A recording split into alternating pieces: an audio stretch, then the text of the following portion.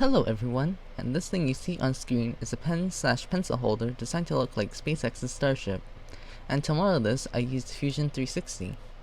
I have one half of the upper section on a hinge to allow access to the actual storage area, and don't mind that it's not all there. I didn't really need to put the entire other side since I didn't think it was necessary. And after I had finished designing this model, I then printed out all the parts using my Ender 3 3D printer. Now that I had all the parts, I laid them out in this box.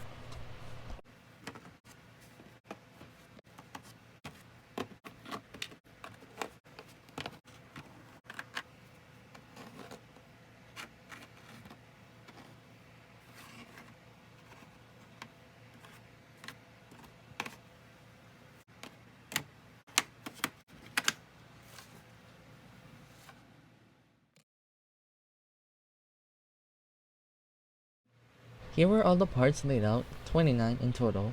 There are 2 nose cones, 8 main body rings, 11 half rings, the double ring joint, the half ring joint, the pin, 2 bottom flaps, 2 top flaps, and the base. Here is a mock-up of what the final form would look like. The bottom flaps would go into the groove made up of the 8 main body rings, and our top flaps would go onto the nose cones. However, it's not glued yet, so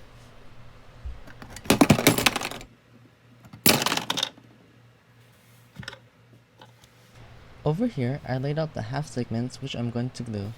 I'm going to use this glue called weldwood, which is a contact cement. It can be used on plastic, wood, metal, and more. And here are some of the extra pieces. I decided to decrease the amount of half segments I needed, which reduced the height.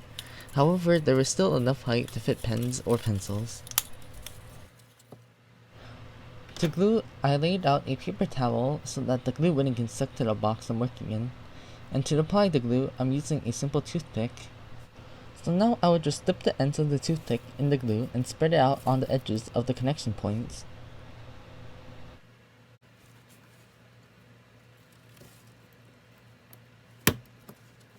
Here's a time lapse of me gluing the half segments together. I put a blob of glue on the paper towel so I wouldn't have to keep reaching in the bottle. I then glued them into pairs of 2, and sorry for the lighting, the batteries were starting to give out during recording, but I replaced them afterwards. Now once the glue had dried, I glued the pairs together to get 2 sides each 6 rings tall.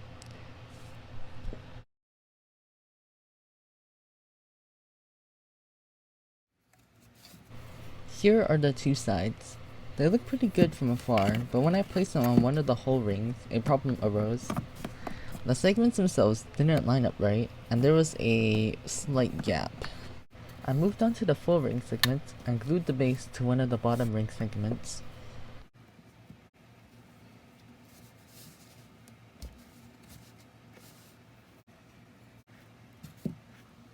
For the rest of the segments, I time-lapsed the rest.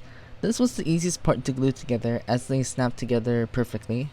However, when gluing, I didn't wipe away any of the excess, and later in the video I would try to sand down this glue only to find that it wasn't really possible.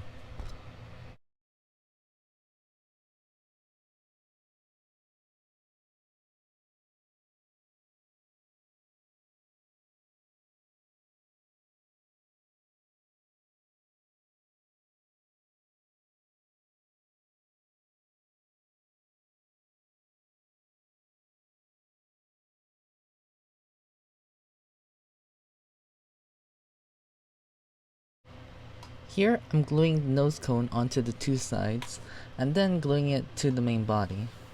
Once this is done, I look at what I have, and I see that the sides still do not line up. The joint is able to move how I intended, however the gap is still bothering me. In any case, I went ahead with gluing on the next pieces, which are the flaps. Overall, it looks pretty good, but with the gap, I still was unsatisfied. And over here is my attempt to try file down the glue, which I mentioned that didn't go so well. I was unsatisfied with this result, so I redesigned something.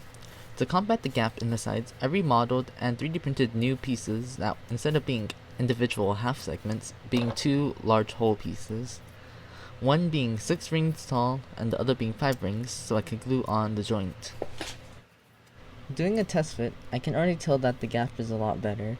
There's still a little bit of space, but it's a lot more straight and a lot more tolerable. I then proceeded to glue on the side and attach the nose cones to the side pieces. There was a slight difference in height with the nose cones, but it wasn't as bad as the gap, so I left it as is.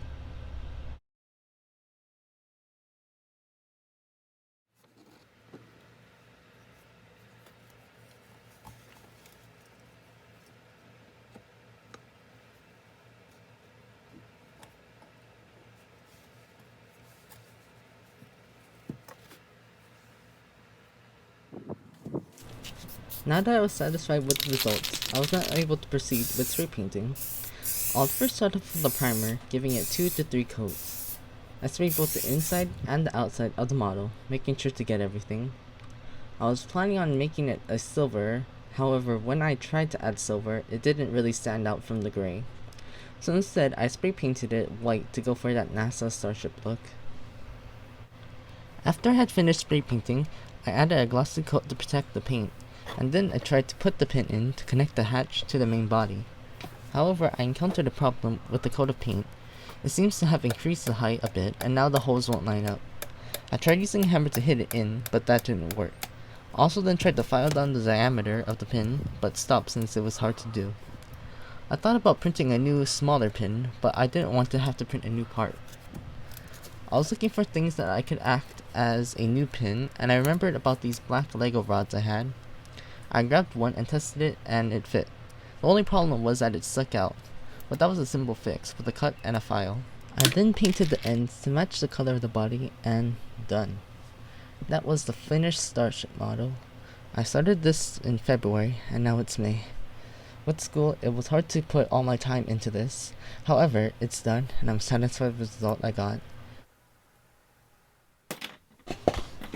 I am really satisfied with this. It can do what it was designed to do, which is hold pens and pencils. This is a project that took way longer than I wanted it to, and it's finally done. So, have a good day. Bye. Now that project was long. However, I have another project that I have finished, however hadn't had time to make a video on, which is my 2020 Halloween costume. So yeah, it's a long overdue video. And then afterwards, I'm gonna start, hopefully, a series on building my 2021 costume.